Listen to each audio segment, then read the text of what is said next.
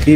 বিষয় হলো আজকে আপনাদের সাথে বিডিআর এর কিছু বিষয় নিয়ে কথা বলার কথা ছিল এবং এর মাঝখানে আরো বেশ কিছু ঘটনা ঘটেছে। আপনারা জানেন আজকে আ মেঘনা আলম নামে একজন আ দেহ ব্যবসায়ী তার কথিত মডেল যিনি কিনা ভিডিও শুরুটা দেখে কিন্তু বুঝতে পেরেছেন আজকের নিউজটা ঠিক কতটা গুরুত্বপূর্ণ এবং ঠিক কোন বিষয়টাকে ইঙ্গিত করছে। তাই বলবো যারা ভিডিওটি অন করেছেন একটু না টেনে সম্পূর্ণ ভিডিওটি মনোযোগ সহকারে শেষ পর্যন্ত দেখতে থাকুন। আসসালামু আলাইকুম। দর্শক আশা করি ভালো আছেন। আমি আমার ফেসবুক পেজে একটু কানেক্ট করার চেষ্টা করছিলাম, পারি নাই। যাই হোক আমরা ইউটিউবেই দেখতে থাকি। বিষয় হলো আজকে আপনাদের সাথে বিডিআর এর কিছু বিষয় নিয়ে কথা বলার কথা ছিল এবং এর মাঝখানে আরো বেশ কিছু ঘটনা ঘটেছে। আপনারা জানেন আজকে মেঘনা আলম নামে একজন দেহ ব্যবসায়ী তার কথিত মডেল যিনি কিনা আটক করেছে ডিবি এবং ডিবি আটক করার পরে তাকে জেল হাজতে পাঠানো হয়েছে। তার সহযোগী আরেকজনকেও গ্রেপ্তার করা হয়েছে। সম্ভবত পুলিশ এখনো পর্যন্ত তাকে শোন অ্যারেস্ট দেখিয়েছে কিনা আমি জানি না। তার কাছ থেকেও গুরুত্বপূর্ণ কিছু তথ্য আপনারা নিশ্চয়ই কিছুক্ষণের মধ্যেই বা সকালের মধ্যেই আপনারা সেগুলো গণমাধ্যমে জানতে পারবেন। এখন প্রশ্ন হচ্ছে যে ডিবি প্রধান কে সরিয়ে দেওয়া হয়েছে তার পদ থেকে, সরিয়ে তাকে যুগ্ম কমিশনার হিসেবে পদায়ন করা হয়েছে। যদিও ডিবি প্রধানের পদে এখন পর্যন্ত কাউকে বসানো হয়নি। আমি আপনাদের একটা বিষয় জানিয়ে রাখি। খোদা বক্স চৌধুরী নামে একজন, যিনি ব্যাপক পাওয়ারফুল এই সরকারের, ওনার পরিচয়টা একটু আপনাদের দিয়ে রাখি এবং ওনার কারণেই যতটুকু আমার কাছে তথ্য এসছে যে তিনি মূলত আইজিপি ডিএমপি কমিশনারদেরকে পাশ কাটিয়ে তারপরে তিনি তার ক্ষমতা বলে ডিবি প্রধানকে তার পদ থেকে সরিয়েছেন। তার ইন্টারেস্ট কি? এক নম্বর ইন্টারেস্ট হচ্ছে যে তিনি হচ্ছে সেই ব্যক্তি, আপনাদের মনে আছে কিনা, ওসি প্রদীপ যেদিন মেজর সিনহাকে খুন করেন সেদিন একটা ফোন রেকর্ড ফাঁস হয়েছিল একজন কর্মকর্তার কাছে। তিনি ওসি প্রদীপ ফোন করে তারপরে বলছিলেন, স্যার আমি এখন কি করবো, স্যার আমাকে বাঁচান। তিনি বাঁচানোর আশ্বাস দিচ্ছিলেন। সেই ব্যক্তির নাম হচ্ছে আল্লাহ বক্স চৌধুরী। তো এই আল্লাহ বক্স চৌধুরী আর খোদা বক্স চৌধুরী, এই ভারতীয় দালালেরা এই জায়গায় এসে বসলো কিভাবে, আমার প্রশ্ন হচ্ছে প্রথমে সেইটা। সেই ওসি প্রদীপকে বানানো আল্লাহ বক্স চৌধুরীর ভাই খোদা বক্স চৌধুরী এখন যিনি চিন্ময়কে আটক করলেন সেই ডিবি প্রধানকে সরানোর জন্য তিনি উঠে পড়ে লেগেছেন। এবার আপনারাই বিচার করে দেখেন। প্রথম কথা হচ্ছে মেঘনা আলম, এটা খুব সেন্সিটিভ একটা ব্যাপার। কারণ মেঘনা আলম কাকে ব্ল্যাকমেল করেছে? সৌদি রাষ্ট্রদূতকে। সৌদি রাষ্ট্রদূতের কাছে 5 মিলিয়ন টাকা চেয়েছে। 5 মিলিয়ন টাকা আসলে ডলার কেউ আসলে এইভাবে চাঁদাবাজি করে না। তিনি পুলিশের কাছে এখন পর্যন্ত যে তথ্য পুলিশ কনফার্ম হয়েছে 1.2 মিলিয়ন ডলার সেই ব্যক্তি দিতে রাজি হয়েছিল। তারপরেও তিনি অনর 5 মিলিয়ন ডলারই তার লাগবে। এরপরে বাধ্য হয়ে সৌদি সে রাষ্ট্রদূত পুলিশের দ্বারস্থ হন এবং কমপ্লেন করেন। সেই কমপ্লেনের ভিত্তিতেই মেঘনা আলমকে করা হয়। তো আমরা দেখেছি যে আসিফ নজরুলেরও খুব কষ্ট লেগেছে মেঘনা আলমকে কেন এত দ্রুত আটক করা হলো। তিনি বক্তব্য দিয়েছেন তাকে যথাযথ আইন মেনে তারপরে তাকে আটক করা হয়নি। আসিফ নজরুল এখন সবখানে খুব আইন খুঁজেন, শুধুমাত্র তিনি যে পদটাতে বসেছেন সেইখানে বেআইনিভাবে বসে। তো এখানে যেটা আসিফ নজরুলের এই বক্তব্যের পরে আমার যেটা মনে হয় সেটা হচ্ছে যে সৌদি রাষ্ট্রদূত বাংলাদেশে যদি কোনো বিপদে পড়ে, সৌদির সাথে বাংলাদেশের যদি কোনো সমস্যা হয়, সম্পর্কের যদি কোনো ধরনের খারাপ কোনো পর্যায়ে পৌঁছে, সেটাতে লাভবান হবে কারা? বাংলাদেশের সাথে সৌদি আরবের বিশাল শ্রমবাজার। সেই শ্রমবাজার যদি ধ্বংস হয় তাহলে বাংলাদেশের শ্রমবাজার যদি পাঠানো যদি বন্ধ হয়, ভারত সেই সুযোগ নিবে, পাকিস্তান সেখানে লোক পাঠাবে, শ্রীলঙ্কা লোক পাঠায়। তাহলে আপনাদের বুঝতে হবে যে কাদের হয়ে তারপরে মেঘনা আলম এই সৌদি রাষ্ট্রদূতকে এভাবে জিম্মি করতে চেয়েছে, তাদের সাথে আমাদের সম্পর্ক নষ্ট করতে চেয়েছে। 1.2 মিলিয়ন ডলার মেঘনা আলমের মতো একজন মানুষ খাট যোদ্ধার জন্য অনেক টাকা। তো তাদের মতো এই ধরনের এই আপনার কি বলে নিষিদ্ধ পল্লীর এরা আপনার 1.2 মিলিয়ন ডলার নেয় নাই, তাকে 5 মিলিয়নই দিতে হবে, এর জন্য প্রেসার দেওয়া তাদের সাথে, এটা কেন করা হয়েছে? এটা করার একমাত্র কারণ যারা ভারতীয় চর এখনো পর্যন্ত এই সরকারের ভেতরে আছে তাদের হয়েই তারা কাজ করছে এবং তাদের কারণেই সৌদির সাথে আমাদের সম্পর্ক নষ্ট করতে চায়।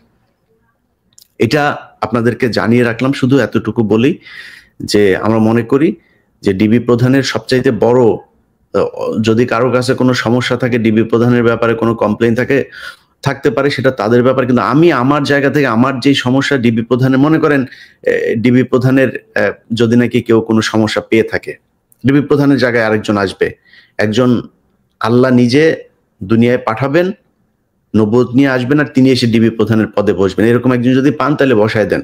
কিন্তু ডিবি প্রধানকে আমি জাজ করি যেটা দিয়ে, সেটা হচ্ছে এই ডিবি প্রধান তিনি যিনি কিনা চিন্ময় এই কৃষ্ণকে আপনার আটক করেছে। ভারতীয় দূতাবাস, ভারতীয় পররাষ্ট্র মন্ত্রণালয় সব জায়গা থেকে চাপ দেওয়ার পরেও এই চিন্ময়কে এই ডিবি প্রধান আটক করেছেন। সেই ঘটনার পর থেকে ডিবি প্রধানের ছেলেমেয়েরা এখন পর্যন্ত স্কুলে যেতে পারেন না। এই ঝুঁকিগুলো তো তারা নিয়েছে। মেঘনাকে তো আটক করেছে, 2 দিন আগে মোর্শেদকে আটক করেছে তো 2 শতাধিক এমপি, মন্ত্রী, সাবেক সচিব, সাবেক ভিআইপি লোকজনকে আটক করেছে এই ডিবি প্রধান থাকা অবস্থায়। তো এটা জানিয়ে রাখলাম আর কি, দেশের মানুষের জানা উচিত। আমাদের কথায় হয়তো অনেক কিছু হবে না, আমরা বলাতে হয়তো অনেক সময় উল্টোটাও হবে, আপনাদের জানিয়ে রাখলাম। এটা জেনে রাখা উচিত যে কারা কি করছে, কারা সরকারের ভেতরে কি চাচ্ছে। সেটা কয়দিন পরে দেখবেন যে চিন্ময় ছাড়া পেয়েছে, হ্যাঁ। এবং গত 2 দিন আগে আপনারা দেখেছেন যে ওই যে সাজ্জাদের স্ত্রী, যিনি কিনা ফেসবুকে এসে সরাসরি আসিফ নজরুলের আইন মন্ত্রণালয়ের সবার গালে চর মেরেছিল যে টাকা দিয়ে তারপরে সে বের হয়ে আসবে, তার সেই মহিলা কিন্তু কয়েকশো সিরিয়াল ওভারটেক করে তারপরে তার শুনানি করিয়ে তিনি বের হয়ে গিয়েছেন। এগুলো হচ্ছে দেশে। তো আমার লাইভের আজকের অংশটা আসলে এইটা না, আমি যে বিষয় নিয়ে কথা বলতে চেয়েছিলাম আজকে সেটা হচ্ছে বিডিআর। তো বিডিআর এর বিষয়টা নিয়ে আমি আমার ফেসবুক পোস্টে বলেছিলাম যে সেনাবাহিনী যদি মনে করেন যে বিডিআর এর, আমি মনে করি না যে বিডিআর এর এই যে জামিন শুনানিটা বন্ধ হয়ে আছে এটা মানে কোনো জজ বা এই মানে বিচারের সাথে সংশ্লিষ্ট যারা তারা করছে বলে আমার মনে হয় না। তাদেরকে কোনো একটা জায়গা থেকে চাপ দেওয়া হচ্ছে যাতে জামিন আদেশটা দেওয়া হচ্ছে না। আমি আপনাদেরকে একটা জিনিস মানে একদম ছোট করে জানিয়ে রাখি, আপনাদের বুঝতে সুবিধা হবে।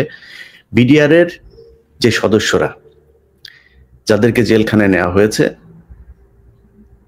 এই ব্যক্তিদের ভেতরে মনে করেন আমরা শেখ হাসিনার বিচার মানি অথবা শেখ হাসিনার বিচার মানি না। আমি দুইটা দিকেই 2 যুক্তিতে আপনাদের সামনে উপস্থাপন করছি, আপনাদের যেটা মনে হয় আপনারা সেটা জবাব দিয়েন। প্রথম হচ্ছে, আমি শেখ হাসিনার বিচার মানি না। যদি বিচার না মানি, শেখ হাসিনাকে যদি আমি বিশ্বাস না করি, তাহলে শেখ হাসিনার সময়ে যারা আটক হয়েছে তারাও নির্দোষ। একবারে মানে খুব সহজ ভাষায়, আচ্ছা মনে করেন তারা নির্দোষ না সবাই, কেউ কেউ হয়তো দোষী আছে, আচ্ছা সেইটাও নতুন করে তো তদন্ত হতে হবে। সেই তদন্তের জন্য একটা কমিশন তৈরি করা হয়েছে, সেই কমিশনটা কাজ করছে। আমার বিশ্বাস কমিশন ভালো একটা রিপোর্টই দিবে। এখন এই কমিশনের রিপোর্ট দেওয়ার সময়টাতে সেই মানুষগুলোকে জামিন দেওয়া যেত 16 বছর। আপনি তো জানেন না তারা অপরাধী কি অপরাধী না, মানে 50-50। শেখ হাসিনার সময় এরা কিছু মানুষ অপরাধী থাকতেও পারে, নাও থাকতে পারে, তার মানে 50-50। 16 বছর জেল খাটলো, তাহলে 16 বছর জেল খাটে মানুষগুলোকে আপনি কয়টা দিন বাইরে রাখতে পারতেন, এরপর আবার ধরে নিয়ে ফাঁসি দিয়ে দেন। যদি কমিশন যদি বলে যে তারা আসলে অপরাধী, তাদেরকে ফাঁসি দিয়ে দিতেন। আচ্ছা, তাদের কাউকে ছাড়লেন না। এখন নতুন করে বিচারের মনে করেন শুনানি হইলো, এই পক্ষ ওই পক্ষ শুনানি শেষে আপনি জামিন আদেশটা দিবেন। এই জামিন আদেশ দেওয়ার কথা আজ থেকে 3 মাস আগে বলা হইলো। এরপরে বিচারকের একদিন পাতলা পায়খানা, একদিন পিরিয়ড, একদিন এক এক জিনিস হচ্ছেন ওনার। এই বিচারকের এক এক সময় এক এক অসুস্থতা নিয়ে তিনি ঠিক শুনানির আগের দিন মানে শুনানির দিন সকালবেলা জানিয়ে দিচ্ছেন যে তিনি আসতে পারবেন না, তিনার পাতলা পায়খানা হয়েছে। বাংলাদেশে 5 তারিখের পরে এই বিডিআর এর সাথে যে মশকরা করা হচ্ছে, এই মশকরা আর কোন সেক্টরে করা হয় নাই। এত মস্করা আর কোথাও করা হয় নাই।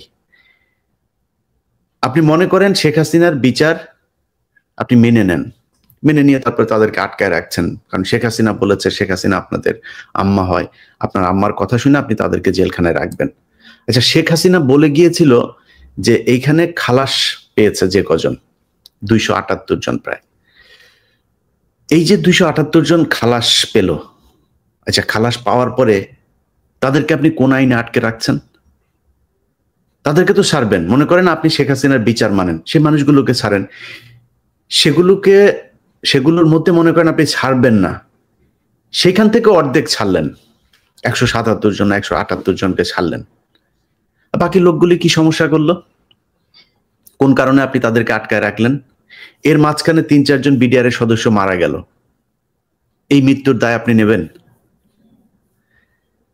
আমি ফেসবুকে ওই দিন যখন কিনা 10 তারিখে দেখলাম যে তাদের এই জামিন আদেশটা হবে না, এত খারাপ লাগলো, বিশ্বাস করেন। মানে মাঝে মধ্যে মাথা এত গরম হয়ে যায় যে যা মনে চায় তাই বলে ফেলি।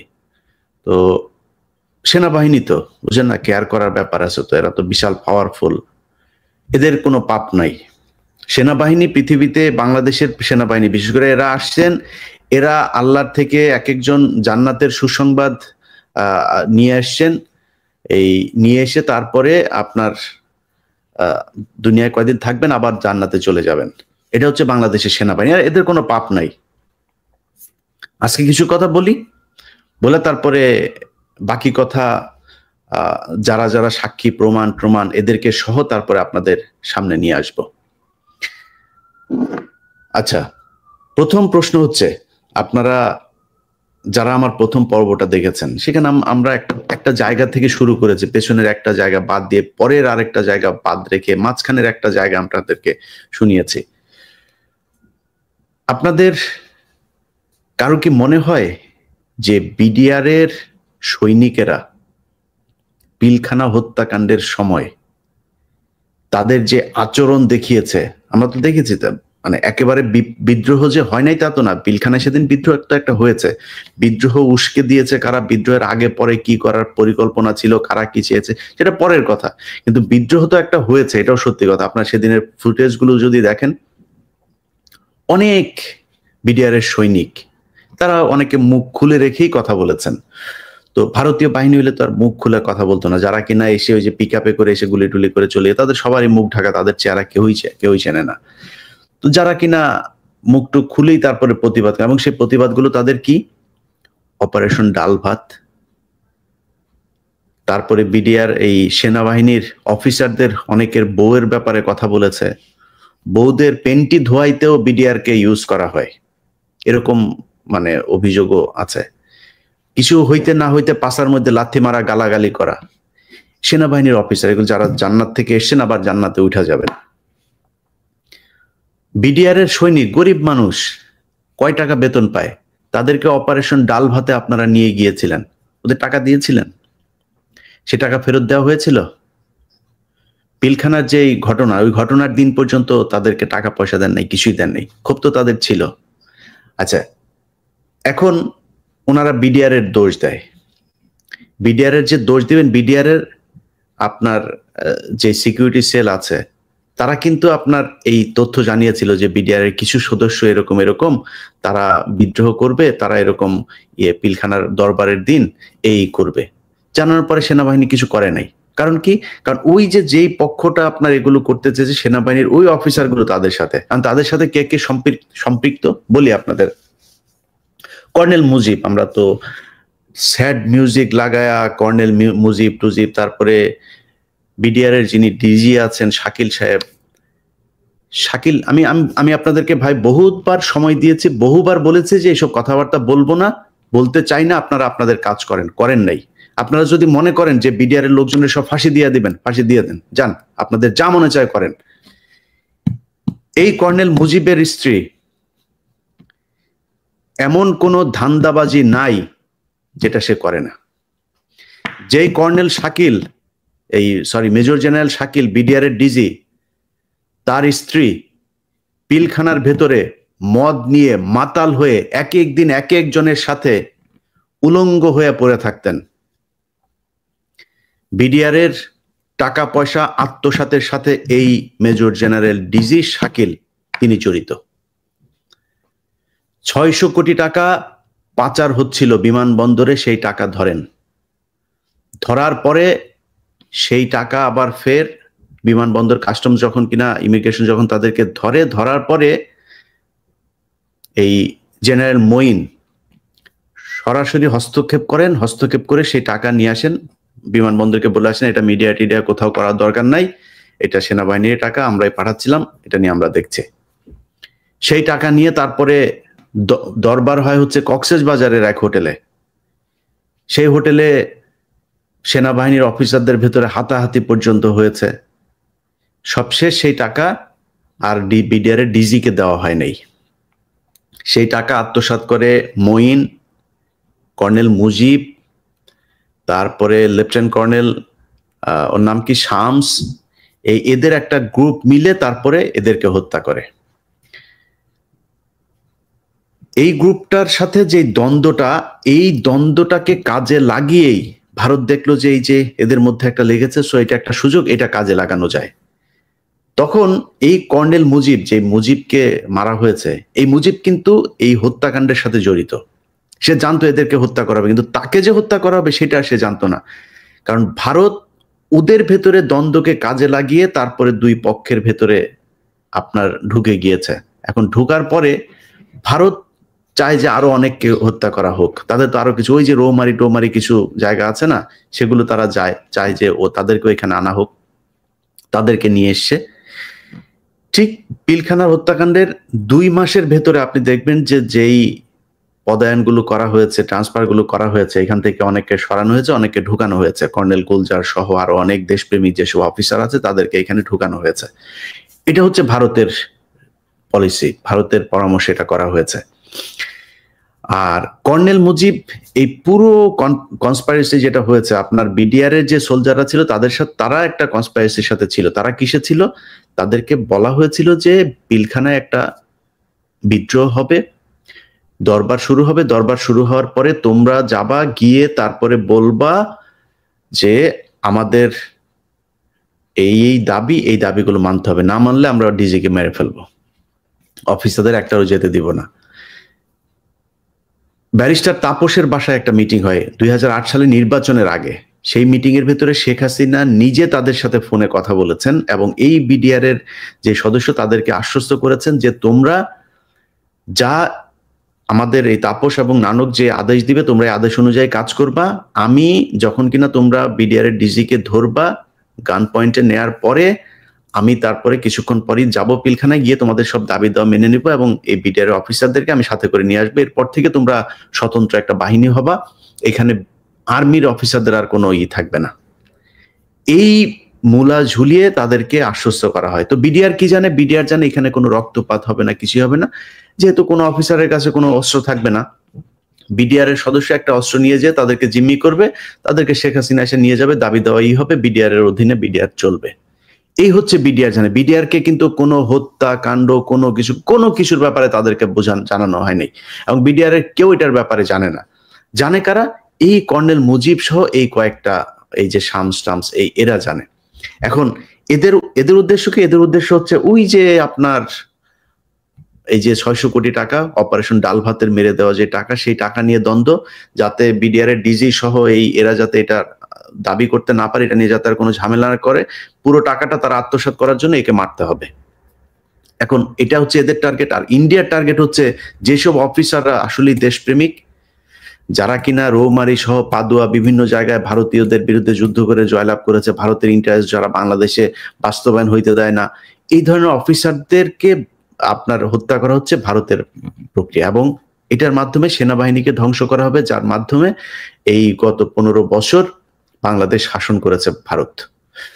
তো এই দুই পক্ষের মিলে আপনার যে পরিকল্পনা, সেটার বাস্তবায়ন হয়েছে হচ্ছে পিলখানা হত্যাকাণ্ডের দিন। এখন মুজিবকে কেন মারা হইলো?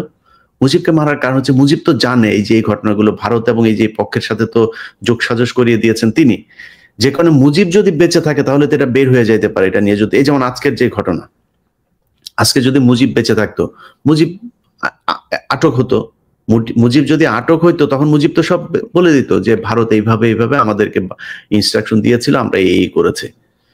যেই কারণেই মুজিবকে মেরেছেন। এবং মুজিবকে কারা মারলেন? ওই যে আপনাকে যেটা বললাম শুরুতেই, যে পিক আপে করে যারা মুখোশ পরে এসেছিল, এরা হচ্ছে মূল কিলার গ্রুপ। এই গ্রুপটাকে দিয়ে মারা হয়েছে, তাদেরকে কিছুক্ষণ পরেই আবার ভারতে পাঠিয়ে দেওয়া হয়েছে। এটা প্রফেশনাল এই গ্রুপটা, যাদের গুলিতে অনেক বিডিআর এর সদস্য আহত হয়েছেন, মারা গিয়েছেন। বিডিআর এ কিন্তু সেদিন 9 জন মারা গিয়েছেন, এটা কেউ বলে না। 9 জন বিডিআর এর মারা, তারা কেন মারা গেলেন? তারা তাদেরকে বাঁচাতে গিয়েছিলেন। এবং ওই যে ওই গ্রুপটা যারা কিনা মারতে এসেছিল, তারা তো সবাইকে চেনেও না, যারা গুলি করেছে যারা যারা ছিল সবাইকে মেরে ফেলেছেন। আচ্ছা, তার মানে হচ্ছে বিডিআর এর ভেতরে একটা ক্ষোভ ছিল, যেই ক্ষোভের কারণেই তারা চেয়েছিল আর্মি অফিসার যেন এখানে না থাকে। তাদের সেই ক্ষোভ কি শোনা হয়েছে এখন পর্যন্ত? তারা যে অভিযোগগুলো করেছে সে অভিযোগগুলো কি সব মিথ্যা কথা? যদি মিথ্যা না হয় সেটার জন্য কিচ্ছু করা হলো না। তাদের পোশাক পাল্টাইলেন, তাদের নাম পাল্টাইলেন, তাদের জেলে নিলেন, ফাঁসি দিচ্ছেন, মেরে ফেলছেন, নির্যাতন করে মারলেন। আমি গ্যারান্টি দিয়ে বললাম, বাংলাদেশের প্রতিটা মানুষকে, আপনার এলাকায়, আপনার বাড়ির আশপাশে, আপনার জেলায়, আপনার পরিচিত কোথাও যদি শোনেন বিডিআর এর কোনো সদস্য আছে যিনি জেল খেটেছেন, গিয়ে দেখেন সবার এই পায়ের কোমরের নিচে যদি আপনি যান, সবার পায়ের এই এই এই এই এই হাড়ের ভেতর দিয়ে ড্রিল মেশিন ঢুকানো হয়েছে। যান সবার কাছে যায় দেখেন, আপনাকে দেখাবে। আমার কাছে অনেকগুলো ছবি আছে। এই সোশ্যাল মিডিয়ার যে রেস্ট্রিকশনস, এগুলোর কারণে এগুলো দেখানো যাবে না। এরকম অবস্থা, মাংস কাটা কেটে সেটার ভেতর ঢুকে অন্তত 50% বিডিআর এর সদস্য তাদের যৌন শক্তি শেষ করে দেওয়া হয়েছে এই আর্মিরা নির্যাতন করে। তাদের কোনো বিচার হবে না? আপনারা সব সহি হয়ে গেলেন, আপনাদের নিয়ে কিছু বলা যাবে না। আমি ইলিয়াস যতদিন বেঁচে আছি, যতদিন বলতে পারবো মুখ দিয়া, ততদিন এগুলি বলে যাব। আপনারা মনে করার কোনো কারণ নাই যে আপনারা বিশাল বাল ফালানো কিছু হয়ে গেছেন, যে আপনারা যা মনে চায় তাই করবেন, আপনাদের বিরুদ্ধে কেউ কিছু বলতে পারবে না। আপনারা নিজেদের দোষ ঢাকার জন্য আজকে এই বিডিআর এর এই নিরীহ সৈনিকদেরকে আপনারা মারছেন। খোঁজ নিয়ে যায় দেখেন কেন এই কথাগুলো কেন বলি। আমার তো এখন সরকারের সাথে আসলে এই সেনাবাহিনী এত প্রভাবশালী, এদের সাথে তো এই দ্বন্দ্ব বাঁধানোর দরকার নেই। আর ভাই, এখান থেকে বের হইতে পারি না। আপনি এই পরিবারগুলোর কাছে যান, পরিবারগুলোর অবস্থা দেখেন। এক একটা পরিবার না খায় মরছে, বউ নাই, বাবা মা মারা গিয়েছে, ভাই বোন খবর নেয় না, জেলখানায় কোনো খোঁজ নাই, ওষুধ খাওয়ার পর্যন্ত কোনো ব্যবস্থা হয় না এই জেলখানার ভেতরে। গত 5 তারিখের পর থেকে তাদের সাথে কিছুটা নমনীয় অবস্থায় আছে জেল কর্তৃপক্ষ। এর আগে তাদের চিকিৎসা হইলে এমন ভাবে তাদের চিকিৎসা প্রক্রিয়া নেওয়া হইতো, ওইখানে একজন ডাক্তার ছিল, এই ঘটনার সাথে হাসপাতালের যে চিকিৎসক তাদের চিকিৎসা দেয় নাই, সে দায়ী। এই হাসপাতাল এই এই 25 তারিখের পর থেকে যত কয়জন আপনার বিডিআর এর মারা গিয়েছে, এদেরকে যে ডাক্তারের সার্টিফিকেট, আপনার পোস্টমর্টম সার্টিফিকেট, এদেরকে যে ডাক্তারের কাছে নিয়ে যাওয়া হইতো, যে হাসপাতালে নিয়ে যাওয়া হইতো, সব কয়টা এই কিলিং এর সাথে জড়িত। এগুলো কমিশনের তদন্তে বেরিয়ে আসবে। আপনারা বাঁচতে পারবেন না তো, আপনারা চাইলেও বাঁচাইতে পারবেন না। আর আমার কথা হইলো যে ভাই, আরে ভাই, আপনারা সেনাবাহিনী, আপনারা তো দেশপ্রেমিক, আপনারা অনেক ভালো, দুদকের চাই অনেক ভালো, পুলিশের চাইতে অনেক ভালো, বিজেপির চাইতে অনেক ভালো, অনেক ক্ষেত্রে আপনারা অনেক ভালো। আমরা আপনাদেরকে ভালোবাসতে চাই। আপনারা কি চান? আপনারা আসলে মানুষের ভালোবাসা পাইতে চান। আপনাদেরকে বারবার বলা হচ্ছে, আপনি এই দায় নিচ্ছেন কেন? আপনি তো পিলখানা হত্যাকাণ্ডের সাথে জড়িত না, আপনি তাদের টর্চার করেন নাই। আপনারা এখন যে অফিসার গুলো আছেন, ওয়াকার থেকে শুরু করে এখন এই যারা আছেন, আপনারা তো এটার সাথে জড়িত না। তো সমস্যা কি? আপনারা এটা দায় নিচ্ছেন কেন? আপনারা সেনাবাহিনীর সবাইকে বাঁচাইতে চাচ্ছেন কেন? আপনারা সেনাবাহিনীর কিলারদেরকে বাঁচাবেন, আপনারা এই যারা সেনাবাহিনীর অফিসারদেরকে যারা গুম করলো, জেলে পাঠাইলো, বিদেশ পাঠাইলো, চাকরিচ্যুতি করলো, তাদেরকে বাঁচাইতে চান কেন? আপনাদের এখন যারা আছেন, তারপরে আপনাদেরকে নিয়েও কিছু বলা যাবে না। সেই দিন বাংলাদেশে নাই তো। আপনারা সেনাবাহিনী নিয়ে কিছু বললে আপনি উঠায় নিয়ে যাবেন, সেই দিন নাই ভাই। এখন বহু মাধ্যম আছে যে মাধ্যমে মানুষ এগুলো বলে ফেলবে। সো এখান থেকে বাঁচতে পারবেন না। আপনাদেরকে আমি বৃহস্পতিবার যখন এটা হলো, আমি বললাম যে রোববারের ভেতরে তাদের কি করবেন। আপনি জামিনাদেশ দিচ্ছেন না। আরে ভাই, একজন আইনজীবীর কাছে জিজ্ঞেস করেন, ন্যূনতম আইন সম্পর্কে যেমন এরকম একটা মানুষের কাছে জিজ্ঞেস করেন, একটা মানুষের জামিন আদেশ দেওয়ার জন্য 3-4 মাস তাদেরকে ঘুরানো যায় কি না। একজন আইন সম্পর্কে মিনিমাম ন্যূনতম জ্ঞান যারা আছে, আপনি জিজ্ঞেস করেন একজনের কাছে, এটা করা যায় কিনা। আপনি তাদেরকে আটকায় রাখতেছেন। কিসের জন্য? তাদেরকে বাঁচাইতে চান। 7 মাস 8 মাস হয়েছে বিডিআর এর জন্য এই দেশ স্বাধীন হয় নাই। আপনার কি বিশ্বাস হয় না? আল্লাহর কসম করে বললাম, আল্লাহর কসম করে যতটুকু এদের ব্যাপারে জেনেছে, এই এই মুহূর্তে জেলখানায় যে মানুষগুলো আছে, যদি কম হয়, যদি একদম কমও হয়, 80% মানুষ নির্দোষ, একদম নিষ্পাপ, কিচ্ছু জানে না। এবং কত শুধু নিষ্পাপ যে তা না, এরা প্রচন্ড কি বলবো যে মানে অন্যায়ের সাথে মানে কোনো ধরনের আপোষ তারা করে না। কেন জানেন? বিডিআর এর ভেতরে অনেক সাক্ষী আছে। এই বিডিআর এর 2টা গ্রুপ আছে, কিন্তু একটা কল্যাণ পরিষদ, আরেকটা আবার আছে যেটাকে ওরা বলে সাক্ষী গ্রুপ। এই সাক্ষী গ্রুপ হচ্ছে বিডিআর এর যারা সাক্ষী দিয়েছে। সাক্ষী কারা দিয়েছে জানেন?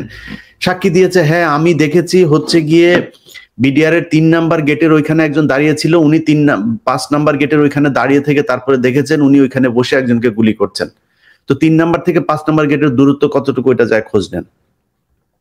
হোটেল আম্বালার সামনে থেকে তিনি দেখেছেন দরবার হলের ভেতরে তিনি করেছেন, আরেকজনকে মারছেন, এক নারীকে ধর্ষণ করছেন। এই হচ্ছে সাক্ষী।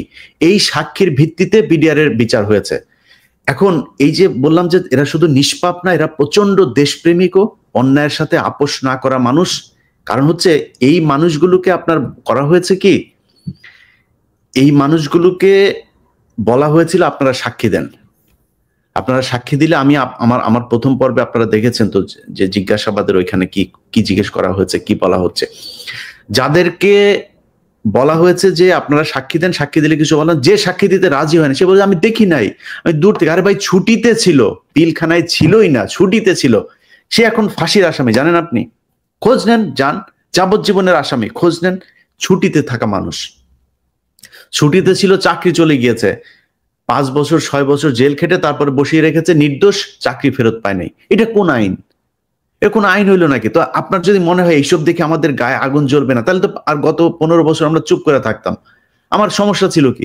আমি 2014 সালের 5 জানুয়ারি নির্বাচনে যদি শেখ হাসিনার সাথে এই গ্যাঞ্জামে না যাইতাম, যদি এই নির্বাচনের দিন অন্য, আমার তো ডিজিএফআই নিয়ে গিয়ে তার বলেছে যে প্রথম যখন ফোন করেছে সকাল 9টায় লাইভ করি, 11টায় ফোন করেছে আবার এই যে কমান্ডার, তখনকার ক্যাপ্টেন হচ্ছে সোহেল, বলতেছে যে আপনি এইসব দেখাচ্ছেন কেন, ভোট কেন্দ্র খালি, কুকুরের ছবি, এই সে এগুলি দেখাচ্ছেন কেন, আপনি মানুষজন ভোট দিতে যাচ্ছে তাদেরকে দৌড়ায় দৌড়ায় ধরছেন, এরকম করছেন কেন? আমি বললাম যে এগুলি তো হচ্ছে ভাই, তাহলে কি করব? আমি যখন ভোট কেন্দ্রে ঢুকছি তখন সে দৌড় দিচ্ছে, আমি তার পেছনে পেছনে, আমার তো ইয়েটা লাগবে, আমার তো সে তার হাতে কি ওটা তো লাগবে আমার, আমি তার মারতে যাইনি, আমি তো এটা আনতে গিয়েছি। তা আমি কি করবো? যা হচ্ছে সেটাই তো দেখাচ্ছে। বলছে অন্যান্য টেলিভিশন পত্রিকাগুলো যা করে আপনি দেখেন না, আপনি খালি এইগুলি দেখাচ্ছেন, 21 টিভি ছাড়া আর অন্য কিছু না, কেউ নাই নাকি? তারপরে অন্য কে কি দেখে সেটা তার ব্যাপার, আমি কি দেখি সেইটা আমার ব্যাপার, আমি আমার টেলিভিশন সেটাই চালাবে যেটা আমি দেখছি, আমি তো আরেক টেলিভিশনের রিপোর্টারের করবো না। তো সেগুলি যদি অন্য টেলিভিশনের মতো করেই চলতাম, তাহলে তো আমার মামলা খাইতে হয় না।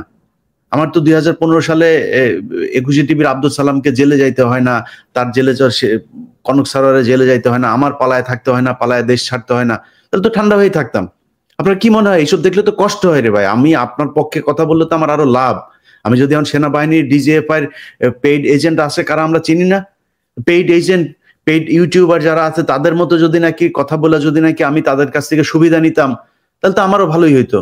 আমি নেই কেন? কারণ আমি তো অন্যায়ের সাথে আপোষ করবো না, আপনি আমার মেরে ফেললেও করবো না। আমি যতদিন জীবিত আছি এই ব্যাপারে আমি কথা বলেই যাব। এখন আপনাদের কাছে অনুরোধ ভাই, দেখেন যারা মারা গিয়েছে তাদের নিয়েও বাজে কথা বলতে চাই না, আপনাদের নিয়েও বাজে কথা বলতে, আপনাদের এই সেনাবাহিনী এই দেশকে চালাইতে হবে। আমি সেনাবাহিনীর সবাইরে যদি বাদ দিতে হয়, তারপরে আবার ফের সেনাবাহিনীই লাগবে এই দেশ বাঁচাইতে হইলে, এই দেশের সেফটির জন্য। তো আপনাদের কাছে অনুরোধ, আল্লাহর ওয়াস্তে এই বিডিআর এর যেই লোকগুলির সাথে যেই প্রতারণা করছেন, যেই বঞ্চনা, যেই মানে নির্যাতনের শিকার এই পরিবারগুলোর কাছে যদি মিনিমাম মনুষ্যত্ব থেকে থাকে, আপনারা তো এটা বুঝবেন না। আপনাদের এইখানে এই বলে থাকেন যে কি বলে, রেপ করেছে, আর্মি অফিসারদের অনেকের ওয়াইফকে রেপ করেছে। রেপ করলে আমি সেটার বিচার চাই, কিন্তু রেপ করেছেন, যতজনকে রেপ করা হয়েছে তার চাইতে বেশি মানুষকে আপনারা প্রস্টিটিউট বানিয়েছেন। অনেক অফিসার মারা গিয়েছে, তাদের ওয়াইফদেরকে আপনারা প্রস্টিটিউট হইতে বাধ্য করেছেন। আপনাদের বিভিন্ন অফিসারদের খাটে গিয়ে তারপরে তাদের ইজ্জত নষ্ট করেছেন। মিথ্যা কথা। এগুলো যদি চান, আপনাদের লোকজনের বক্তব্য আছে, সেগুলো চালায় দিব। আপনাদের অফিসারদের বউদের বক্তব্য আছে। এই এই যে এখন পর্যন্ত আপনার মুজিবের বউয়ের কত টাকা আছে সেটা খোঁজ নেন যায়, যাকে আমরা শহীদ বলি কর্নেল মুজিব, ওর বউয়ের কত টাকা আছে, টাকা কই পাইলো, এই সুবিধা কই পাইলেন আপনি? পিলখানা হত্যাকাণ্ডের যারা অফিসার মারা গিয়েছিল তাদের পরিবার কোথায়? বিচার চান না কেন? অল্প কয়টা পরিবার দেখি সোশ্যাল মিডিয়াতে, আর বাকি আপনারা কই?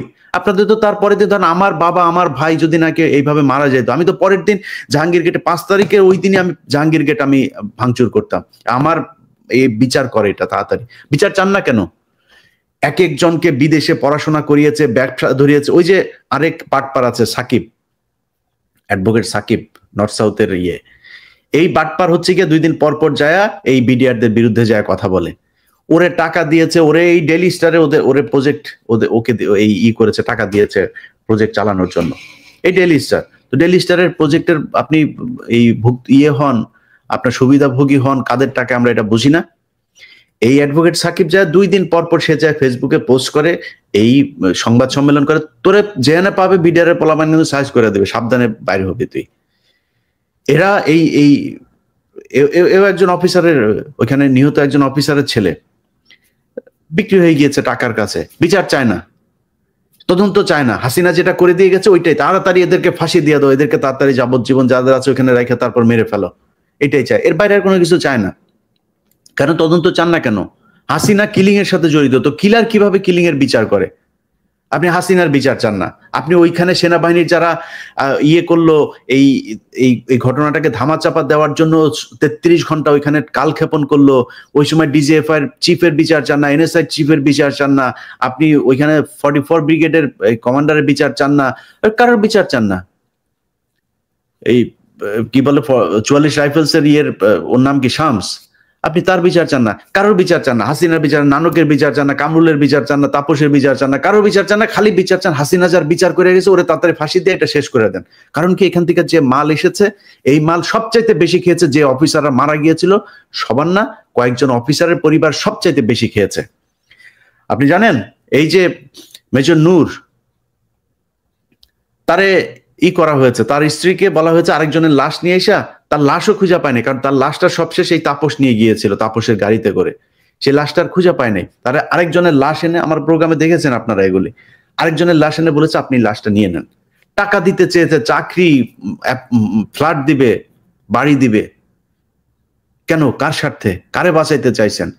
তো এভাবে তো পারবেন না আপনি বাঁচায়া, এখন সেই দিন নাই, আসলে মারা ফেলেন, টাকা পয়সা দিয়ে, এনে কালু টালু আছে এদেরকে দিয়ে মারা ফেলেন, সমস্যা না। আল্লাহ যদি মানে মিনিমাম যদি নাকি 1 সেকেন্ড যদি বাঁচার যদি সময় রেখে থাকেন তাহলে বেঁচে থাকবো, নাহলে মারা যাবো। বালছালের ভয়টা দেখা লাভ নেই। কিন্তু যতদিন বেঁচে আছি ততদিন আপনাদেরকে এসব অন্যায় করে বাঁচতে পারবেন না। আমরা এই যে এত মানুষের বিরুদ্ধে বলি, এত মানুষের সাথে কেন করি, কিসের জন্য? আরে ভাই, দেশটা ভালো কিছু হোক সেটাই চাই। এই যে এখনো পর্যন্ত যে ধরেন আসিফ নজরুলের সাথে আমার এত সমস্যা, কিসের জন্য? আসিফ নজরুলের কাছে কারে পাঠাইছিলাম? কাউকে পাঠাইছিলাম যে ভাই আমার এটা একটু দেখেন, আমার এটা একটু তদবির করেছিলাম নাকি কোনোদিন? যদি তদবির কারোর কাছে করে থাকি, এই দেশের জন্য করেছে, এই দেশের স্বাধীনতা সার্বভৌমত্বের জন্য করেছে। যেই জায়গায় কোনো একদিন হয়তো বলবো, জানতে পারবেন যারা এই আমার মানে আমি কি বলবো, আমার মানে আল্লাহ হয়তো সেই সুযোগটা করে দিয়েছেন, আমার কারণে যারা মুক্ত হয়েছেন, জেল থেকে বের হয়েছেন, তাদের কাছ থেকে কোনো একদিন জানতে পারবেন যে এই দেশে সেই ছায়ানট, উদিচি, এই সিপিবি, ওইদিকে সে 500 জায়গায় বোমা হামলা, এগুলো কারা করেছে? এগুলো ভারতীয় রয়ের কাজ। যারা করেছে সেই জেএমবি থেকে শুরু করে যারা আছে তাদেরকে নিয়ে ফাঁসি দেন। এর বাইরে যারা আছে, যাদেরকে আপনি ধরে ধরে নিয়ে নামাজ পড়ে, ফজরের নামাজ পড়ে, মানুষকে আল্লাহর কথা বলেন, কোরআনের কথা বলেন, টাকনুর উপর কাপড় পরেন, দাড়ি রাখেন, কপালে দাগ আছে, এই জন্য যাদেরকে ধরেছেন, তা তো এগুলোর সাথে জড়িত না। কই, আজকে 8 মাস হলো কোনো জঙ্গি হামলা তো দেশে নাই, হয় না কেন? যদি জঙ্গি হামলা আবার যদি হয় তাহলে মনে করবেন আবার তাদের লোক করছে। কিছু লোকের ব্যাপারে বলে রাখি, এই যে সিটিটিসির প্রধান আছেন মাসুদ করিম, এটা হলো এই আওয়ামী জঙ্গিবাদের সাথে জড়িত। সে বাংলা ট্রিবিউন নতুন করে দেখবেন জঙ্গির, বিবিসি নতুন করে জঙ্গির দেখবে নিয়ে শুরু করেছে, প্রথম আলো, ডেইলি স্টার, এরা তো আছেই সাথে। 2 দিন আগে প্রথম আলো নিউজ করেছে হাত পায়ে বেঁধে কেরোসিন ঢেলে দেওয়া হয় ওই যে মাদ্রাসার সিরাজউদ্দৌলা নুসরাত হত্যাকাণ্ড ফেনীতে। কই পাইলেন এই খবর? আপনি রায় দিয়ে দিলেন, তাদের আপিল তো এখনো বাকি আছে, তাদের সব শুনানি শেষ নাকি? ফাঁসির রায় কার্যকর হয়ে গিয়েছে, আপনি পত্রিকা বললেন কেমনে? এই তারা আমাদেরকে সাংবাদিকতার এথিক্স শেখায়। এথিক্স আমরা অনেক ভালো জানি, আমরাও এগুলি নিয়ে পড়াশোনা করে তারপরে সাংবাদিক হয়েছি, কিন্তু তাদের কাছে তাদের প্রয়োজন যখন হয় তখন তারা এথিক্সের বাইরে যায়, রাজনীতি করে। আমরা যদি কারো ফেসবুক আপনার ফোন রেকর্ড যদি ফাঁস করি, এটাকে হচ্ছে গিয়ে ব্যক্তিগত ইয়েতে আপনার স্বাধীনতা হস্তক্ষেপ। আর ওনারা যখন করেন তখন ওইটার সমস্যা হয় না। ওনারা একজন মানুষকে ফাঁসি দিয়া দিচ্ছেন মিথ্যা কথা বলে, সে নাকি অমুকের মেয়েকে নিয়ে রাজা এই কি বলে পাকিস্তানিদের ক্যাম্পে নিয়ে দিয়ে এসেছেন, এটা বলে ফাঁসি দিয়ে দিচ্ছেন মানুষকে। ওইটা ব্যক্তি স্বাধীনতা হস্তক্ষেপ না, ওইটা ব্যক্তি আক্রমণ হয় নাই। ওনাদের নিয়ে যখন কিছু বলবেন তখন ওনারা খুব সুশীল হয়ে যায়, খুব সুশীল সেজে তারপরে ব্যক্তি স্বাধীনতার কথা বলবে, সুন্দর সুন্দর কথা বলে। তো আমরা এগুলি নিয়ম জানি। ওনারা ওনাদের সুবিধার সময় এথিক্স শেখায়, আবার ওনাদের যখন দরকার হয় তখন এথিক্স ভঙ্গও করে। ও নিউজ করে ফেলেন বড় করে শিরোনাম দিয়া, ফেনীর একজনকে ফাঁসি দেওয়া যাবে না। বনজের কাছ থেকে যত টাকাই খান, ইন্ডিয়ার কাছ থেকে যত টাকাই খান, ফেনীর একজনকে ফাঁসি দেওয়া যাবে না। কারণ ফেনীর ঘটনায় যাদেরকে জড়ানো হয়েছে এই ঘটনার পুরো তদন্ত প্রক্রিয়াটাই ত্রুটিপূর্ণ। এটা নিয়ে আগে দেখিয়েছি, আমি এখনো কাজ করছি, এটা 2-4 দিনে বেরোবে। ওইটার সাথে যে বিচারক টিচারক যারা আছেন এদেরকে বলে রাখি খুব সাবধান। প্রথম আলোর নিউজের দেখা তারপরে রায় দিয়া দিবেন, তোর 14 গোষ্ঠী অস্থির বানায় ছেড়ে দিব। তুই কয় টাকা বেতন পাইতি সারা জীবন, আর তোর এখন প্রপার্টি কত টাকার, ওইটার হিসাব টানলি তোর সবকিছু বের হয়ে যাবে। শান্তিতে মান সম্মান নিয়ে বাঁচতে দিব না। আমি কিন্তু কারোর ধরি না ভাই। আপনাদের অনেকের কাছে মনে হইতে পারে যে অমুকের ন্যাংটা ফুটেজ, অমুকের এই ফুটেজ, এগুলি কোনো না কোনো বহুত মানুষের ন্যাংটা ফুটেজ আমার কাছে আছে। আমি ছাড়ি না তো, কেন ছাড়ি না? ওই জায়গায় যা হিট না করলে। এই যে কদিন আগে কবির বকুলেরটা দেখছেন না, যখন দেখাই তখন আইসা ভাই দেখানোর, যখন বলি যে কালকে ছাড়বো তখন আইসা সব হাতে পায়ে ধরে, ভাই এটা দিয়ে না, ভাই এই বলে ওই বলে। আমি তো এই আপনাদেরকে ওয়ার্নিং বহু আগে দিয়ে রেখেছি, ছাড়বো না তো। আপনারা যারা প্রথম আলো, ডেইলি স্টার এই জায়গায় যেতে না করেছিলাম, এই আন্দালিত রহমান পার্থ আছে না, আমি যেইখানে পাবো, যেই অবস্থায় যেই জিনিস পাবো ছেড়ে দেব বলে রাখলাম। পার্থ ভাই দেখবে হয়তো, পার্থ ভাই মাঝখানে ফোনও করছিলেন, আমি এর আগেও একবার বলেছিলাম, উনি আমাকে ফোন দিয়েছিলেন, ইলিয়াস তুমি আমার এমনি বললা। আমি বলছি তো ভাই, আপনি প্রথম আলোয় গেছেন না, এই যে রুমিন ফারানা অনেক ভালোবাসতাম, এখনো ভালোবাসি, কিন্তু পাইলেই সার্চ করে দিব, সুযোগ পাইলেই সার্চ করে দিব, কারণ প্রথম আলোতে গিয়েছিলেন। যারা যারা গিয়েছেন, এই যে আসিফকে দেখছেন না, আসিফকে কিন্তু খুব পছন্দ করতাম, আসিফের সাথে খুব ভালো সম্পর্ক ছিল, ছাড়ি নাই। কেন? কারণ প্রথম আলোতে গিয়েছেন। প্রথম আলো, ডেইলি স্টার, ইন্ডিয়া, এই জায়গায় কোনো ছাড় নাই। আওয়ামী লীগেরও ছাড়বো, কিন্তু প্রথম আলো, ডেইলি স্টার ইন্ডিয়ার সাথে কানেকশন, বহুত আওয়ামী লীগার আছে যারা কিনা ইন্ডিয়ার সাথে কানেকশন নাই, ইন্ডিয়ার ব্যাপারে যাদের একটা আলাদা মতাদর্শ আছে, তাদের ব্যাপারে মাপ আছে। কিন্তু ইন্ডিয়া, প্রথম আলো, ডেইলি স্টার, উদীচীপ, ছায়ানট, ওই সিপিবি, এগুলোর ব্যাপারে কোনো মাপ হবে না। যারে যখন যেইভাবে পাওয়া যাবে সেইভাবে উলঙ্গ করে দেওয়া হবে, যেই ভিডিও পাওয়া যায় ওইটা উলঙ্গ করে দেওয়া হবে, কোনো মাপ নাই, একদমই মাপ দেওয়া হবে না। অতএব আবারও ওয়ার্নিং দিচ্ছি, এখান থেকে সরে আসতে হবে। বাংলাদেশে এই ছোট্ট করে নিউজ করবেন, ওই বিবিসির বালের নিউজ আর ওই টিভিএনের নিউজ বাল করে আপনি আবার জঙ্গি হামলার করবেন, চ্যানেলের জিল্লু টিল্লু মিলা, ওই বাল বাংলাদেশে মানুষ আর খাবে না। বাংলাদেশে কোনো জঙ্গি নেই। বাংলাদেশে জঙ্গি যারা ছিল তাদেরকে বিএনপি জামায়াতি সাইজ করে দিয়ে গিয়েছে। এরপরে যা হয়েছে সবকিছুই এই যে শায়েখ আব্দুর রহমান, বাংলা ভাই, এদেরকে মারার কারণে ভারতের যে পরিকল্পনা সেটা যেহেতু বাস্তবায়ন করা যায় নাই, বিএনপি যেহেতু সেটাকে করতে দেয় নাই, এই কারণে এখন ভারতের পদে আগুন ধরেছে। এখন ভারত নানান ভাবে এই বিভিন্ন জায়গায় বোমা হামলা, এই সেই নিজেদের সংগঠনের এগুলো নিজেরা করে তারপরে এই দেশে আলেম সমাজকে, এই দেশকে পৃথিবীর কাছে জঙ্গি রাষ্ট্র হিসাবে বানাইতে চেয়েছে। এটা করা যায় না দেখে তাদের এখন কষ্ট, তারা এখন নতুন করে নতুন ছক করছেন। যাই হোক, অনেক বিষয় নিয়ে কথা বললাম, সবশেষ এই কথাটা বলে শেষ করি ভাই। এই কথা এমন আর ভাল লাগে না, দেখেন না আমি এখন লাইভ টাইপেও আসি না, মানে খুবই খুবই বিশ্বাস করেন প্রচন্ড হতাশ আমি, যে একটা দেশ এত সুযোগ সুবিধা পাওয়ার পরে এত মানে মানে আন্তর্জাতিকভাবে এত খ্যাতি সম্পন্ন, এত প্রভাবশালী একজন মানুষ আমার দেশের রাষ্ট্রপ্রধান, এখন এই ব্যক্তি আসার পরে সারা দেশের মানুষের একদম মানে সম্মিলিত সাপোর্ট থাকার পরেও তারা কিছু করতে পারেন নাই। আর কি আর কি করবেন, আর কেমনে এই দেশটা ঠিক করবেন বলেন? যে কারণে এখন অনেক মানুষ অনেক করে আজকে দেখেন একটা করব, এই যে মায়ানমারের আরাকান নিয়ে প্রায় 2 মাস ধরে কাজ করছে। আমি জীবনে স্ক্রিপ্ট লিখতে গিয়ে এত সময় নেই না। স্ক্রিপ্ট লিখতে যাই, ওই ফেসবুকে গুতাই, রিল দেখি, এই করি, সেই মানে মনোযোগই দিতে পারি না লেখালেখিতে। ভাল লাগে না। কার জন্য লিখবো, কি করব, মানে কোনো কিছুই যেভাবে চাই সেভাবে হয় না। মানে আমরা তো চেয়েছিলাম যে এই অন্তত বাংলাদেশ যেই সমস্যাটা বাংলাদেশের মানে আজকের যে ক্রাইসিসের জন্য যেটা দায়ী, আপনি প্রথম আলোর যদি নাকি তার আগের নিউজগুলিও যদি দেখেন, তারেক রহমান সম্পর্কে প্রথম আলো এটা গুগলে লেখেন, লেখা সার্চ দেন, দেখেন তারেক রহমানকে কত জায়গায় জঙ্গি, খাম্বা, এগুলো বলেই প্রথম আলো নিউজ করেছে। অথচ সেই প্রথম আলোকে বিএনপি বাঁচাইতে চায়। এর চাইতে কষ্ট আর কোথায় আছে আমার বলেন? 3-4 দিন আগে ওটা কোথাও নিউজ হয় নাই, যাত্রাবাড়িতে এক আওয়ামী লীগের এক লোকের বাসায় গিয়েছিল পুলিশের এক দল, সেখানে বিএনপির এক দল সেখানে পুলিশকে বিশাল আকারের হুমকি ধমকি দিয়েছে, ঢুকতে দিবে না, ধরে নিয়ে এসছে তারা, যদিও সেটা নিয়ে নিউজ টিউজ হয় নাই। ভয় পাইতে হয়তো পুলিশকেও বিএনপিকে ভয় পাইতে, কখন কারে ট্রান্সফার করে দেয়, কি করে, কোনো ঠিক ঠিকানা নাই। তো এগুলো হচ্ছে দেশে।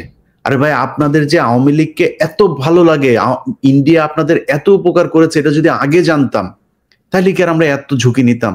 কারণ আমাদের কাউকে না কাউকে তো ধরে থাকতে হবে, তাই না? এই দেশে আপনি বিএনপি আওয়ামী লীগ দুইটা বিশাল দল। এখন আমরা আপনাদেরকে চেয়েছি কারণ আমরা তো জানি যে আপনাদেরকে ভারত ক্ষতি করেছে, আমাদের চোখের সামনে আপনাদেরকে ভারত ক্ষতি করছিল। তো আমার মনে হয়েছে যে আপনারাই আমাদের বন্ধু, এটা মনে করেই তো ঝুঁকি নিয়েছিলাম। আপনারা যা করছেন, আওয়ামী লীগ যা করেছিল আপনারা তাই করছেন, এটা জানলে তো এত ঝুঁকি নিতাম না রে ভাই। আপনাদের যে এত সুযোগ সুবিধা, এত মানে প্রকৃত বন্ধু ইন্ডিয়া এবং আওয়ামী লীগ, এটা আগে বুঝতে পারিনি। তো যাই হোক, সবশেষ যে বিষয়টা বলবো যে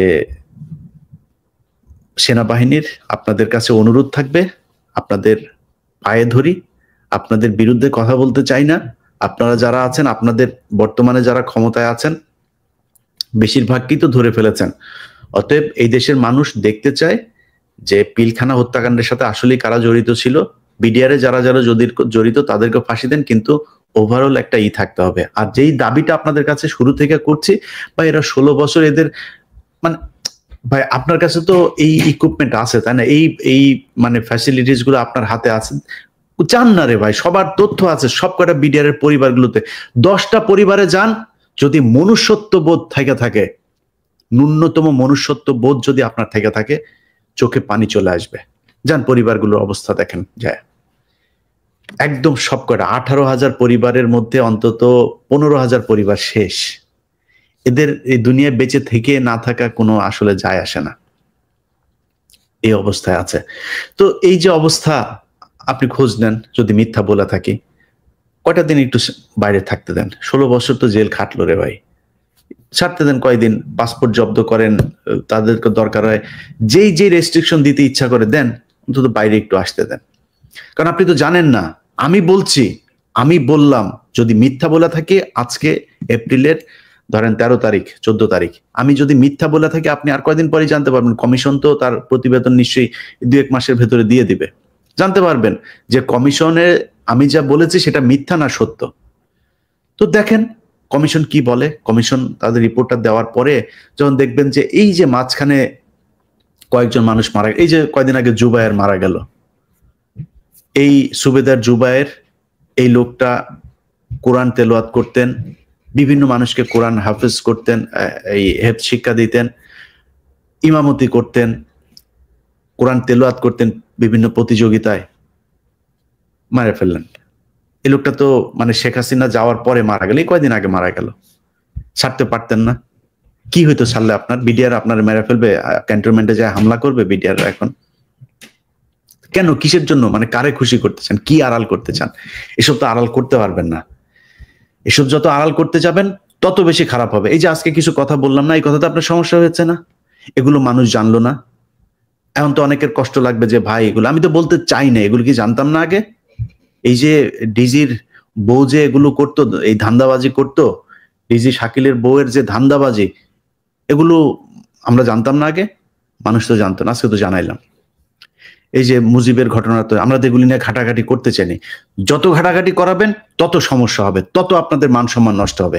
আমরা সেনাবাহিনীকে ভালোবাসি, সেনাবাহিনীর মান সম্মান ক্ষুণ্ণ থাকুক, আমরা এটা চাই অক্ষুণ্ণ থাকুক, এবং এটা মানে অক্ষুণ্ণ রাখার জন্য আমরা শুধু কাজ করলে হবে না, এটার জন্য আপনাদেরকেও কিছু করতে হবে, যেটা করা দরকার সেটা করেন।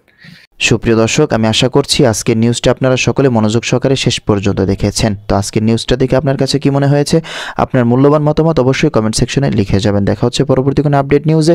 সে পর্যন্ত সুস্থ থাকবেন, ভালো থাকবেন, আমার জন্য দোয়া করবেন। আসসালামু আলাইকুম রহমতুল্লাহি ওয়া বারাকাতুহু।